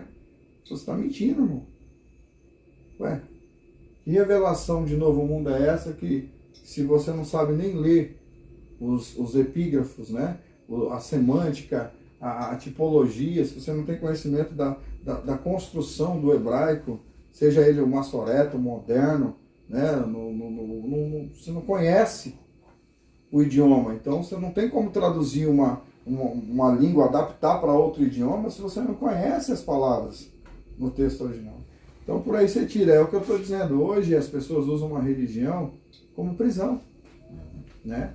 Então a gente tem que libertar essas pessoas. A minha função, isso eu tiro por mim, experiência minha agora, Se eu aprendi alguma coisa nas Escrituras, é para libertar alguém de um jugo que a religião quer impor, de que um líder quer impor. Agora, é claro, eu só liberto essa pessoa se ela estiver debaixo de um jugo mentiroso, de um peso que não provém da palavra. Então essa é a nossa função do Evangelho. Não é só, vou lá, vou pregar contra o budismo, o espiritismo, a umbanda que manda. Não, a minha função não é pregar contra as religiões, é eu pregar contra o pecado e fazer o pecador entender que nenhuma religião é suficiente se ela não está em Cristo. Se ela não professa Cristo, se ela não reconhece Cristo como o único e suficiente Salvador. Se o sangue de Jesus não é a fonte que liberta o homem e purifica do pecado, não existe outra. Então é heresia. Entendeu? Você chega no Espírito, você crê em Jesus? Creio. Você crê que o sangue de Jesus te purifica de todo pecado? Não, aí eu tenho que praticar boas obras para ir para o céu. Então esse Cristo está pela metade. Essa graça está pela metade. Se eu tenho que fazer um monte de coisa para ver se ainda há uma chance, eu tenho que nascer e morrer, ressuscitar em outro corpo para mim chegar a alcançar um espírito perfeito, então o sacrifício de Cristo é vão. Então Cristo não foi suficiente na sua graça e no seu sangue para me purificar, me perdoar e me fazer herder a salvação. Se eu tenho que morrer, nascer de novo, até alcançar um estado de espírito de purificação, então o que Cristo fez foi em vão. Então isso serve para qualquer sistema. Isso que eu fico bravo. Quando o povo fala, eu pagar preço de oração. Que preço que você está pagando? Porque Jesus já foi lá, pagou o preço. E alto foi o preço que ele pagou. Aí agora eu vou orar por alguém que está pedindo oração para mim, que está pedindo. Vou pagar um preço. Aí eu vou pagar preço. Mas a pessoa não quer mudança. Mas a pessoa não quer isso. Você também não quer orar? Então deu certo. Ele não quer se libertar, você também não quer que ele se liberte, porque você não quer orar para ele. É que nem o meio pentecostal. Eu sei que os irmãos pentecostais que vão assistir o vídeo vão ficar bravos comigo, mas é verdade. Quer outra heresia? Eu sei que se fecha a porta para mim, mas outra heresia pregada e anunciada no meio pentecostal é retaliação. Esquece isso, irmão. Que dia que Jesus falou para Pedro, João, Mateus, falou, você não ora por ninguém não, porque se você colocar a mão na cabeça de uma pessoa aí, depois o diabo vai ficar furioso com você, irmão. Vai sofrer uma retaliação aí, hein? Aonde isso, irmão? Aonde que Paulo, nas suas 13 cartas, fala de algum tipo de retaliação? Porque ele pregou o evangelho? Não. Você está entendendo? É claro que o inimigo, ele é o nosso inimigo, como é o inimigo de todos que creem em Jesus. Se você orar, ele é teu inimigo. Se você não orar, ele é teu inimigo. Mesmo jeito. Ele não vai mudar nada. Não, você orou pela irmã ali, agora eu vou dar um pau no você. Não tem isso, irmão. Está entendendo? E aí foi criado, esses tipos de doutrina, que não tem base nas Escrituras, para prender o homem. Porque se você crê em retaliação, o que acontece? Se um membro teu da tua igreja, um membro de um pastor radical chegar nele e falar, pastor, eu vou pregar hoje, e ele falar, não vai, aí já coloca na mente dele, peraí, se eu for, eu vou sofrer retaliação. Aí já tem aquela ideia, eu não posso ir pregar porque eu não recebi a bênção do pastor. Olha só onde nós chegamos, o cúmulo das heresias. E se eu for, estou debaixo de maldição. Quer dizer que se eu for pregar o evangelho, estou debaixo de maldição porque o homem disse para mim não ir. Aí Paulo fala assim, se eu fosse servo dos homens, não seria servo de Cristo. Se servisse a Deus para obedecer os homens, não obedeceria a Cristo. Aí Paulo fala assim, prega o evangelho a tempo, fora de tempo. Não é isso que Paulo... Aí Jesus está lá se alimentando, chega de si e fala, encontramos um aí que não te segue. E ele começou a pregar aí. Nós proibimos de pregar. Jesus falou, que isso? Foi Jesus que disse, vai lá e deixa ele pregar. Porque quem não é por mim, é contra mim. O que Jesus está dizendo? Ele não precisa me seguir para pregar o evangelho. Eu acho que eu falei isso dentro do carro. Você tá dizendo? O que Jesus está dizendo? Vocês estão me seguindo para aprender comigo, mas se ele já aprendeu mais que vocês que não estão comigo, é porque ele tem mais fé do que vocês. Deixa ele pregar. A nossa briga dentro do carro era isso. Porque bem-aventurado é aquele que não viu, mas creu. O nosso debate que nós tivemos no carro foi sobre isso. Que eu queria que eu orasse lá num tal determinado lugar. Não, eu não vou porque eu vou pegar batalha. Não sei o que eu falei, mas eu não estou entendendo. Eu não estou entendendo. Aí eu usei e falei, mas até Jesus falou que quem não é comigo é contra mim. Então a pessoa ou é com ele ou é contra ele, mas as pessoas não é contra ele. Então nós temos que ir lá, né? Porque teve O demônio estava deitando lá porque ele fez barulho na casa, andou, assim, eles viram andar dentro de casa. Né, perturbado. Entendeu? Então tava algo assim que a gente não entendia. Depois Deus me falou, me revelou o que era. Mas na hora eu não entendi. Eu falei, então vamos lá orar. Não, a gente tem que se preparar. Falei, ué, mas se preparar por quê? Porque se a gente já estamos em Cristo, já somos servos, estamos servindo. Eu não creio que a gente tem que fazer jejum para ir lá. Eu creio que a gente tem que fazer o quê? Tem que chegar lá e tem que orar. Porque o que igual naquele texto lá que o pastor falou, é que essa caça de demônio só sai com jejum e oração, não, só sai com oração. Então o jejum ali não é para expulsar o demônio, o jejum ali é para outra finalidade. Então um detalhe, né? Você falou um texto que quem está assistindo de repente não vai entender, mas agora eu vou explicar. Se você pegar, vou até desafiar o povo do canal aí a procurar, você vai ver que a palavra ali, essa casta de demônio não sai por jejum e oração, a palavra jejum não aparece em nenhum dos códices. Você pode buscar o códice grego, seja lá o códice vaticanos, alexandrinos, nem na Peshitta, tá? Nem na Peshitta, dos códices da Peshitta, não aparece. E se você pegar teólogos no mundo todo, seja eles calvinistas, arminianos, seja eles católicos, evangélicos, os teólogos sérios vão afirmar que possivelmente isso foi um acréscimo de algum dos papas. Alguns acreditam até que foi um acréscimo no quarto século. Não se sabe quem que acrescentou a palavra jejum ali. Porque nos códices originais a palavra está escrita lá desta forma. Essa caça de demônio não sai a não ser por oração. Jesus nunca disse jejum, oração. Porque a finalidade do ato de expulsar demônios está no quê? Na oração. Aquilo que nós vamos falar do incenso aqui, lembra? Oração, louvor, adoração. Quando alguém se rende, quando alguém agora não aparece eu mais, não vivo eu, mas Cristo vive. Porque explicou bem certinho, porque ali no caso, eles que estavam querendo aparecer, né? Ali eles que queriam aparecer, então quando eles querem aparecer, não vai aparecer Jesus. Então se Deus não aparece, o demônio não sai. Quem tem o poder de expulsar é Deus. Entendeu? Então o povo é complicado, né? Verdade. Oração. 9 e 10. 9 e 2. Então vamos agora para a última peça do Santo Lugar, para a gente encerrar essa matéria. E na próxima aula a gente começar uma matéria nova, tá? Estamos falando de tipologia. Menorá, candelabro. Então nós temos no santo lugar, né? No santíssimo não. No santo lugar nós temos a mesa, nós temos o altar do incenso e agora nós temos o menorá. Candelabro.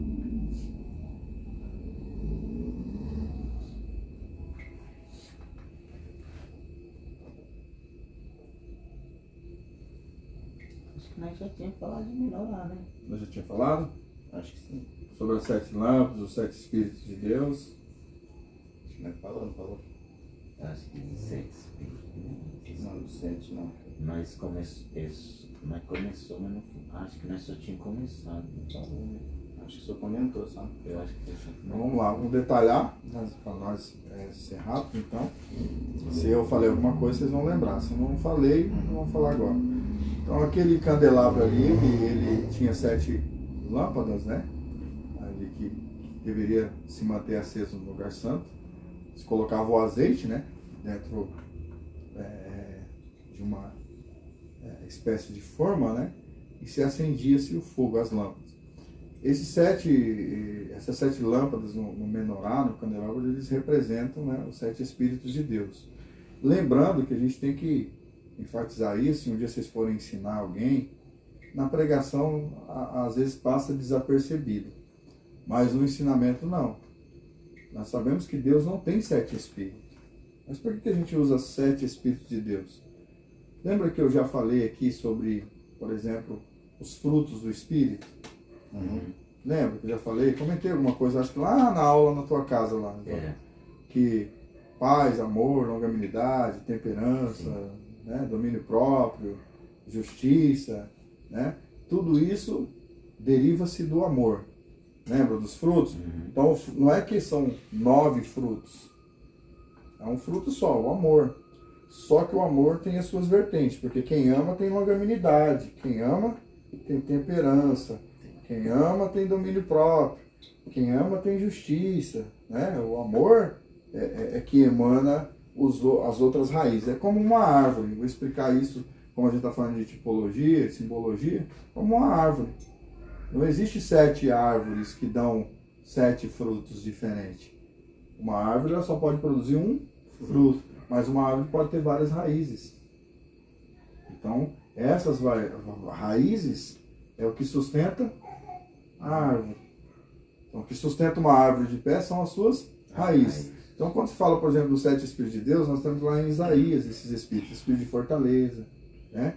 Espírito de temor, espírito de fortaleza, espírito de ensino, né? De ensinamento.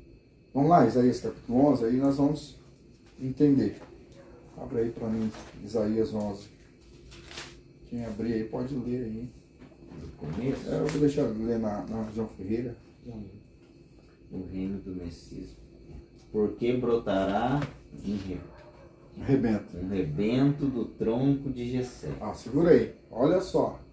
Você viu como que é fácil entender até da forma subvertiva? Tronco é a árvore. Vai colocar aí, vou usar uma simbologia minha, tá?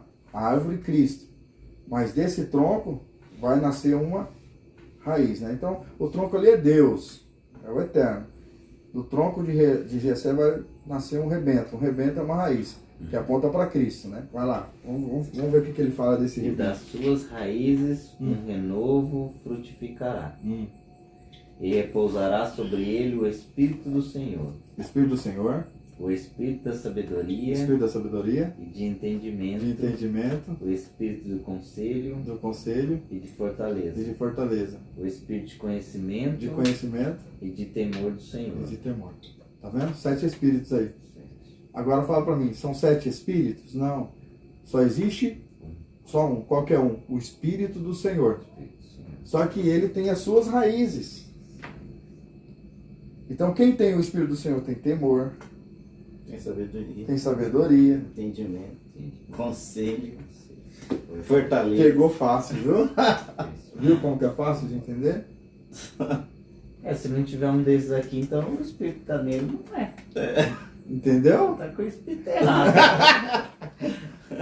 Às vezes feito fake news. Se você fizer uma mensagem e pregar ela onde você for, os 7 Espíritos de Deus, os 7 Espíritos, é os 7 Espíritos do Senhor, eu posso colocar. É, Os 7 Espíritos de Deus, né? de Deus. Os 7 Espíritos de Deus, no começo, quem vai ouvir o título vai falar heresia, né?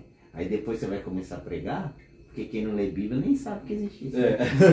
Então daí, a hora que começar a falar, daí a pessoa fala, nossa, mas eu não tenho temor, ou eu não tenho sabedoria, eu não tenho entendimento, ou eu não tenho conselho, eu não conselho ninguém. Eu falo, então tá faltando alguma coisa aqui. Então a pessoa mesmo, ela vai ver que ela não tem, e ela mesma vai ter que mudar. Fala, não, Ela mesmo cai a ficha, né? se eu tenho o Espírito Santo, o Espírito do Senhor, mas eu não tenho uma dessas, então tem alguma coisa errada. Alguma coisa está errada. Alguma coisa não está certa. Que árvore é essa que fica de pé sem as suas raízes? Tá? Então, por exemplo, eu pregaria, nunca preguei essa mensagem, mas está aí até um tema, né? Árvore sem raiz não fica de pé. E você pode pregar sobre isso. O que sustenta, tem uma árvore gigantesca aqui na frente de casa, o vento vem, mas o que sustenta essa árvore? Quanto mais profunda for as suas raízes, mais firme será essa árvore. Então, o que sustenta essa árvore de pé aí é as suas raízes, é o temor, é a fortaleza, é o conselho, é o entendimento, é a sabedoria, é a fortaleza. Então, é necessário que... E isso estava lá no lugar santo, representado aonde? No candelabro. Tá? O sacerdote tinha que olhar para o candelabro e entender que ele só podia entrar no lugar santo se ele tivesse o quê? Temor. Se ele tivesse o quê? Sabedoria. Se ele tivesse o quê? Entendimento. Se ele tivesse o quê? Fortaleza. Se ele tivesse o quê? Conselho. Se ele tivesse o quê? Espírito do Senhor. Então, como que ele ia guiar um povo se ele não tem temor, se ele não tem entendimento, não tem sabedoria? Eu acho que o que mais falta hoje nas nossas igrejas é o espírito de conhecimento. O irmão já vai mais. Porque o povo não quer. Não é o que eles não querem. Eles não querem aprender. Eles não querem aprender. Se você for ensinar, não, mas eu aprendi assim, não foi quando nós foi debater com o pastor lá? Não, porque eu aprendi assim. Eu não sei quem que ensinou, porque se Jesus ensina diferente, eu não sei quem que ensina isso errado desse jeito. Eu aprendi. Aí você vai na outra igreja, pastor, mas porque eu aprendi desse jeito. Aí você vai na outra igreja, pastor, mas porque eu aprendi. Eu falo, mas eu estou aprendendo com Jesus. Eu falei, e quem que foi teu professor? Que eu aprendi com o pastor lá, não sei que fulano. Eu aprendi com fulano. Não, eu aprendi com Jesus. Eu falei, eu estou fazendo aula, mas o conhecimento que eu ganho ali, Deus me dá sabedoria para entender. Porque se a gente não tiver sabedoria, não adianta eu ter o conhecimento, não tem sabedoria.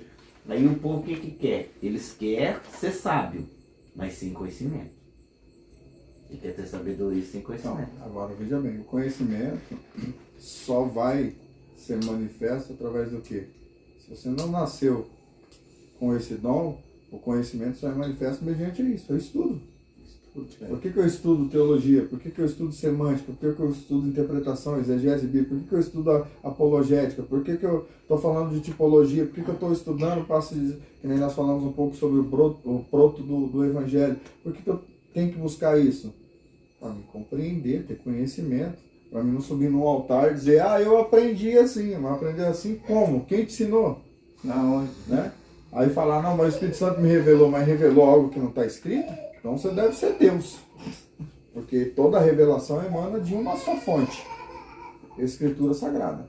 Então, e a Bíblia mesmo fala, né, que vamos crescer em graça e conhecimento, não tem como. A pessoa fala, mas a gente não pode estudar, estudo demais enfada. Conhecimento de faz enfada, né? Eu acho engraçado, né? Uma pessoa dizer que estudo demais enfada, mas cultuar 3, 4 horas cantando corinho de fogo que ninguém enfada. Ué? Exaltar o homem, falar mal da vida dos outros, ninguém enfada. Porque né? o corinho de fogo... Hoje nós temos uma Bíblia, então, eu diria para uma pessoa que falasse isso para mim, hoje nós temos uma Bíblia porque um conjunto de homens dedicaram todo o seu tempo e a sua vida para interpretar as escrituras do hebraico, do aramaico e do grego para a nossa língua. Ou você acha que essa Bíblia foi interpretada em questão de horas? Não. O intérprete demora no mínimo para fazer uma interpretação fidedigna 25 anos da sua vida. Então alguém disse assim, vou deixar de viver 25 anos para me trancar todos os dias 8, 9, 10, 12 horas por dia para poder interpretar os textos do hebraico, do aramaico e do grego para o idioma alemão, inglês, português. E aí vem um ingrato desse, um miserável de um crente que não quer conhecer as escrituras e diz assim, não, enfada estudar demais. Só perdeu. Jesus pregou na areia da praia, a Bíblia diz, o dia todo, quando ele mandou os discípulos entrar naquele barco para ele despedir a multidão, aquela tempestade que quando Jesus se retira para orar à parte, a Bíblia diz que Jesus havia passado o dia todo pregando. Sabe que quantas horas os estudiosos dizem que Jesus pregou naquele dia? Cerca de quase 8 horas, sem parar. Sabe que ia começar às 8 da manhã e às 6 da tarde terminar um sermão numa praia, num calor de quase 50 graus, um sol, enfrentando a maresia, simplesmente para ensinar o reino dos céus? Sem microfone ainda. Né? Sem microfone, tinha caixa de som não. Não, esse é o tipo de resposta que a gente tem que dar para quem não quer estudar as escrituras. Né? É necessário ler, é necessário cavar, é necessário estudar para que o Espírito do Senhor produza em nós esse conhecimento, essa sabedoria, esse entendimento, essa fortaleza, esse temor. Porque quanto mais você se dedica ao conhecimento da Bíblia, mais você vê que você precisa desse Deus. Você necessita desse Espírito Santo. Não é assim? Verdade. Quanto mais eu estudo, quanto mais eu dou aula para vocês, mais eu me fortaleço. Por exemplo, hoje eu trabalho, não prego constantemente, talvez eu pregue menos da metade de vocês hoje. Eu já preguei muito, de segunda a segunda, mas hoje eu prego muito pouco. Mas eu ensino muito. Porque uma vez por semana eu estou dando aula de 2 horas, você aqui na terça-feira mais 2 horas. Fora as outras aulas que eu dou, às vezes, para pessoas que me perguntam, que não deixa de ser uma aula, é no carro, é no trabalho. Hoje mesmo eu estava em uma empresa, conversando com um empresário, e eu comecei a falar de Deus para ele e tudo, e ele começou a me fazer inúmeras perguntas das Escrituras, e acabou sendo uma aula, porque eu fiquei mais de 20 minutos dentro de uma empresa, simplesmente explicando para eles coisas que ele nunca ouviu na vida dele. E o cara colocar a mão na cabeça e falar, cara, eu não sabia que isso, eu quero conhecer essa Bíblia mais, porque nunca um pastor, nunca um padre me ensinou desse jeito.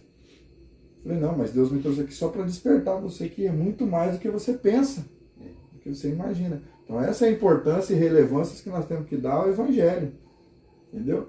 Queria eu ter dinheiro, amanhã depois ganhar milhões aí, comprar uma chácara, me trancar dentro dela e passar 4, 5 dias da semana só escrevendo meus livros, só gravando vídeo para a internet, sem se preocupar com amanhã, que nem eu falei que a gente às vezes se preocupa, porque somos humanos e às vezes por isso que estamos presos ainda a esse mundo.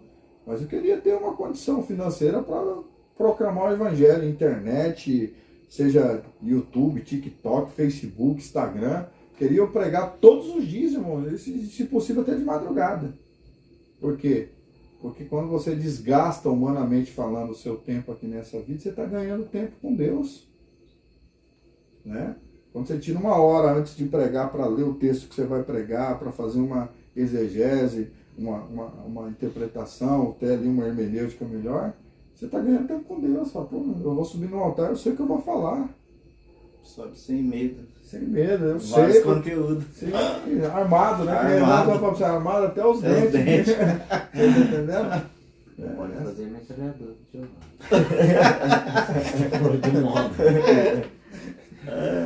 Amém? Vamos lá, segunda tipologia que eu vou trazer sobre o menorá para a gente encerrar a aula de hoje é que a primeira nós já falamos. Isso aqui, a segunda é mais uma interpretação judaica, tá? Se vocês acharem que é necessário usar, vocês podem usar. Lembra que o menorá tinha 7 lâmpadas. Então os judeus dizem que ali pode ser interpretado também como os sentidos do corpo humano. Por exemplo, quantos olhos nós temos? 2. Quantos ouvidos? 2. São 4. Quantas bocas nós temos? 5. Quantos buracos nós temos no nariz ali que são para expirar e expirar? 2. Então 2, 4, 6, com a boca? 7. E nós temos que ter todos os sentidos do nosso corpo acesos diante de Deus. Isso aqui é extraordinário. Nossos olhos têm que arder no fogo do Espírito, para a gente não ficar vendo o que não agrada a Deus. Nossos ouvidos têm que estar ardendo em fogo, para a gente não dar ouvido às fofocas, calúnias, mentiras que são proclamadas. Nosso nariz tem que expirar e aspirar, o quê? Exalar e sentir o cheiro, né? A essência da unção, do incenso, da glória, da graça de Deus. E a nossa boca tem que estar acesa, porque para a gente não incendiar o mundo com mentiras ou com heresias, mas que nós possamos incendiar o mundo através do fogo, entendeu? Que purifica, que limpa, que traz o homem para Cristo, né? Que as nossas palavras sejam como o fogo que destrói o pecado, entendeu? Que aniquila com o mal. Então, essa é uma interpretação que eu amo, que vem mais aí da cultura judaica. O fogo que representa os olhos, os ouvidos, as narinas e a boca.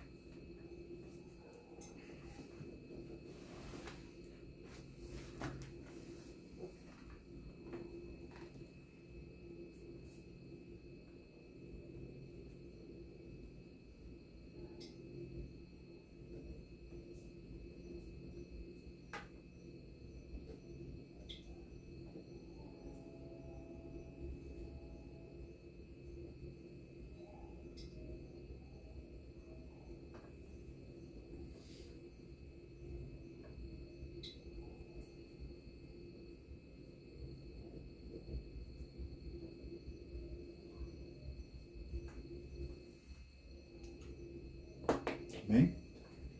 Então essa é a aula de hoje. A gente falamos um pouco sobre tipologia no Mishkan, tabernáculo, um pouquinho sobre o proto do Evangelho, que na próxima aula nós vamos falar um pouco mais sobre o proto do Evangelho, para a gente poder fazer uma aula comparando religião e graça. Vai ser muito forte.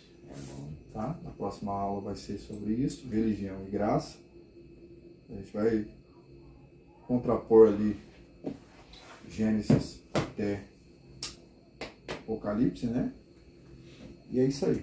Amém? Amém. Então vou agradecer, né? Eu agradeço os irmãos que vão assistir no YouTube e fazer um convite já com o pastor Valmir, pastor Ivan. No ano que vem, em nome de Jesus, se Jesus não voltar, nos der vida, nós vamos iniciar uma nova turma. Já tem aí uns 30 alunos inscritos aí, que já me procuraram. E a gente vai alugar um salão, um lugar, para que seja o nosso seminário. Aí vai estar ali comigo, ali, não só o pastor Ed, vai ter outros professores, o pastor Maicon Bruno também, né? Que é o evangelista Maicon Bruno, também é formado. E mais um integrante aí, nós vamos pegar o nível bacharel, né? Acredito que o pastor Ivan vai estar com a gente, o evangelista, para a gente se aprofundar mais ainda nas escrituras. E deixa aí sua saudação, pastor Ivan, depois o evangelista e pastor Valmir. Amém. Irmãos, a gente quer agradecer a você que vai nos assistir, que acompanha a nossa aula, né? Que o que a gente estudou aqui venha ser acrescento para a tua vida, para o teu ministério, para aquilo que você tem como objetivo na tua vida, que é servir o nosso Senhor Jesus. Amém? Obrigado, Deus abençoe a todos. Graça e paz a todos em nome de Jesus, que venha seguir essa aula aí em nome de Jesus. E vai dar like lá no sininho, né, pastor? Clica lá no sininho no YouTube. Compartilha, lá, né? Compartilha lá esse vídeo aí. Eu creio que vai alcançar várias vidas aí. E crescer na graça e no conhecimento, que vai fazer toda a diferença na sua vida. Em nome de Jesus. Nessa trajetória aí, bíblica aí, com profundidade, em nome de Jesus. Deus abençoe. Amém? Antes de encerrar aí, o pastor Ivan encerrar também aí, eu queria dizer para os irmãos do YouTube, compartilha, se inscreva, você que é de Londrina, tá? Você que é de Londrina, Paraná, aqui da onde somos. Você que está na rede social aí do evangelista Valmir, pode ser? Pode ser, sim. Do Ivan. Se inscreva. Vocês indicam aí o curso que vocês estão fazendo ou não? Indicando, sim, com Top certeza. Se inscreve que em janeiro, no dia próximo do dia 10 de janeiro, nós vamos começar uma turma nova com bacharel de teologia. Você vai aprender ali um pouco do hebraico, cultura judaica, tipologia, você vai aprender escatologia, enfim, são várias doutrinas aí do Antigo e do Novo Testamento. E eu convido você a já se inscrever. Se você que vai se inscrever, depois você manda mensagem aí, eu já vou estar anotando o nome. E em janeiro nós vamos começar esse grande curso de teologia em Londrina, uma escola de pregadores, profeta mesmo, homens de Deus, mulheres de Deus, que querem pregar com excelência o Evangelho baseado nas Escrituras Sagradas. Deus nos abençoe, até o próximo vídeo, fiquem na paz.